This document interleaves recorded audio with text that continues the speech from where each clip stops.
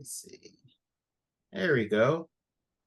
All right. Hey, how's it going? Hey, going fantastic today. Thank you. Good, good.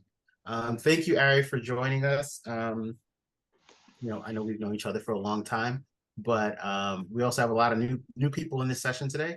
So maybe if you just want to start with a quick intro about yourself, Certainly. um, and then we'll go from there.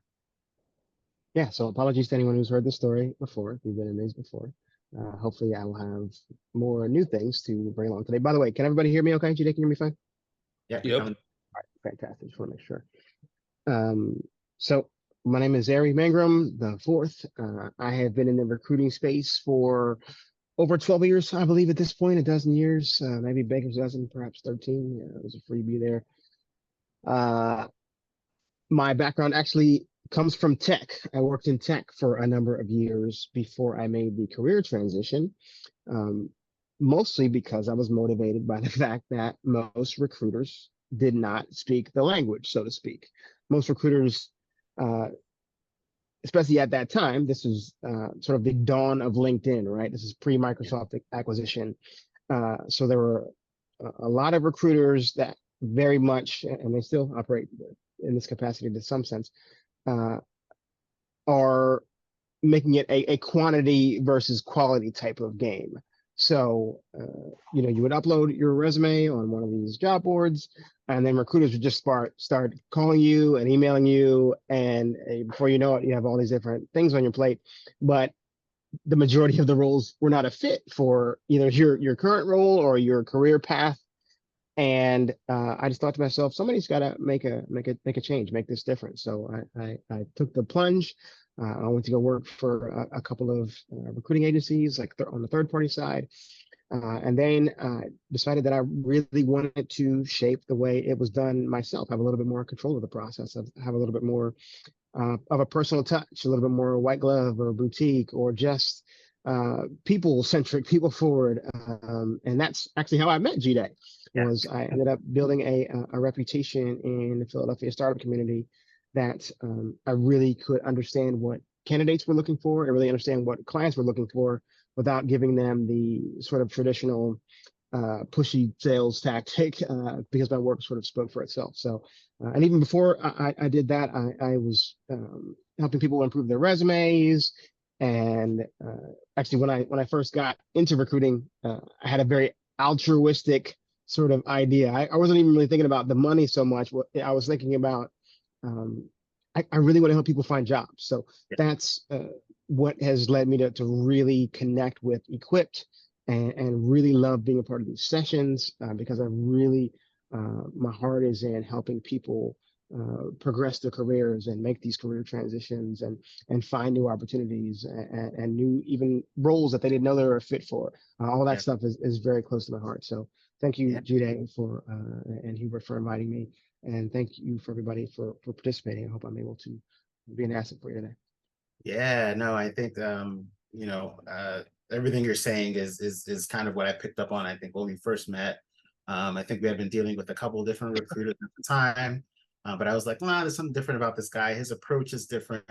He seems very genuine, and I think that's something that you know the recruiting industry kind of needs. So thank you for just continuing to kind of be that for job seekers. So maybe I think I kind of want to start with you know, right now, the job market is kind of all over the place. Um, I guess are there any maybe I'll sort of start with like people who are career switchers. We have a lot of career switchers in the Mhm. audience today. Um, would you say there any advice that you would have, right, for any candidates who um, may not have like a technical background, but they want to maybe they've gone through a boot camp, so they want to effectively kind of showcase whatever skills they've learned maybe at a previous job because they're just starting off, they're light on the tech side. Um, I guess any advice for people as far as like how to kind of make yourself shine as a career switcher? Yeah, absolutely.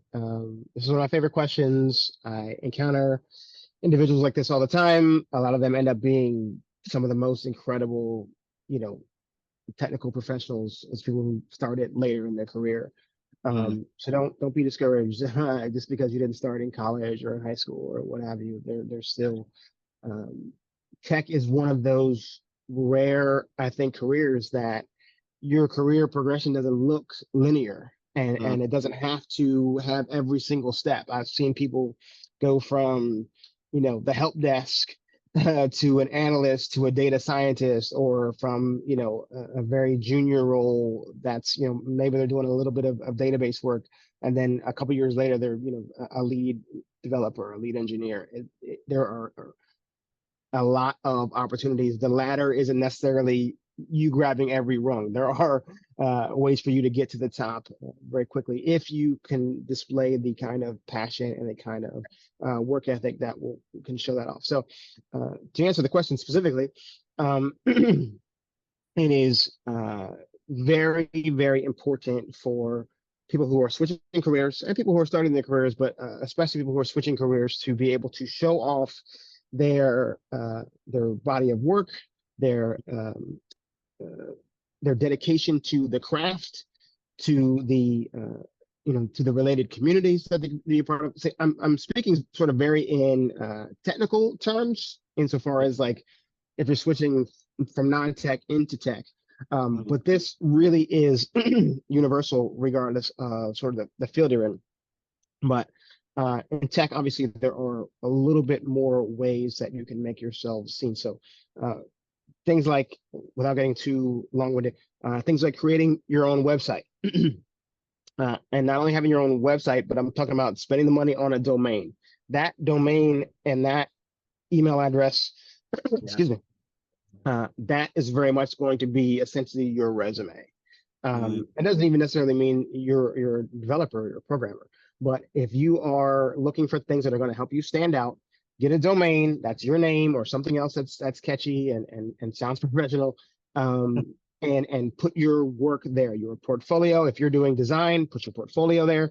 If you're writing code, make sure your GitHub is there. Make sure you have code samples. Make sure you have examples of the work that you've done. I've given this thought process before, this idea before. Work on a project for the company you're looking to apply for. Take a weekend and say, hey, I saw this on your website. I think this would be really cool if it had this feature, but I wrote the code for it.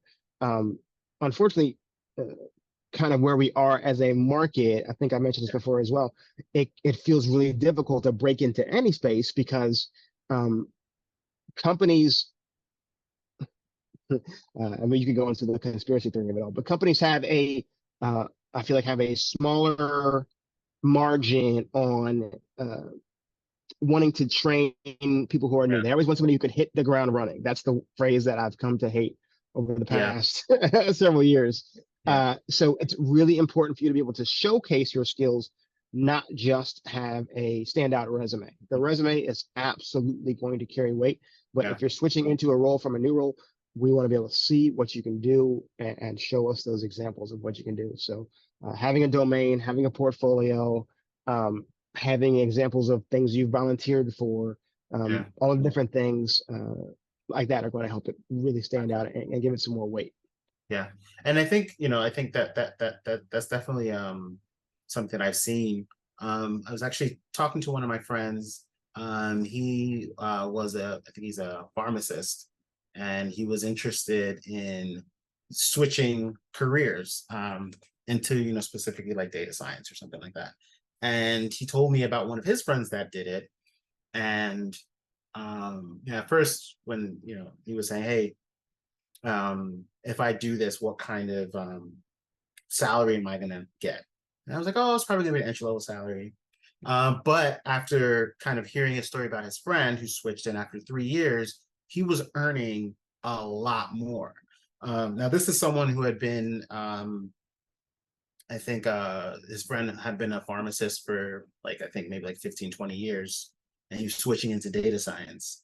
And the thing that, we kind of understood was, or I kind of pulled from that story, is the job that his friend got was in sort of the pharmacy healthcare sector.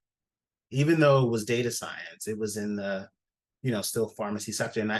And I imagine maybe that's why he was able to to move Well, so it's interesting fast. that you say that, Jide, because I was going to touch on this point, Yeah, but I didn't want to again have an answer that was too long. But to sort yeah, of summarize or to piggyback or dovetail onto your point, yeah. whatever you want to use, um, if you are looking to switch careers, Mhm. it will absolutely give you a leg up to switch into the same industry. Okay. So if you've always worked in retail or you've always worked in agriculture or, like you said, pharmacy, anything like that, you want to target those companies that are already doing said work, because here's Mm. why. Here's why this makes you a more likely candidate for them, because they know that you know the jargon, you know the way that the business works. So not Mm. only are you switching careers into doing something brand new that you maybe haven't done professionally before, you have to learn all the ways that they know how to work. And Yeah. every industry operates differently. So if I've had a lot of jobs on the healthcare side of tech, and it absolutely carried weight that when I started recruiting, that they were like, "Oh, you've worked for healthcare companies. You know how hospitals work. You know how Mm. pharmaceuticals work. You know drugs are distributed. All these kind of Yeah. things will absolutely help you. So when you start doing that job search, try to narrow down the industry as well." Yeah. Yeah. I mean that's well said.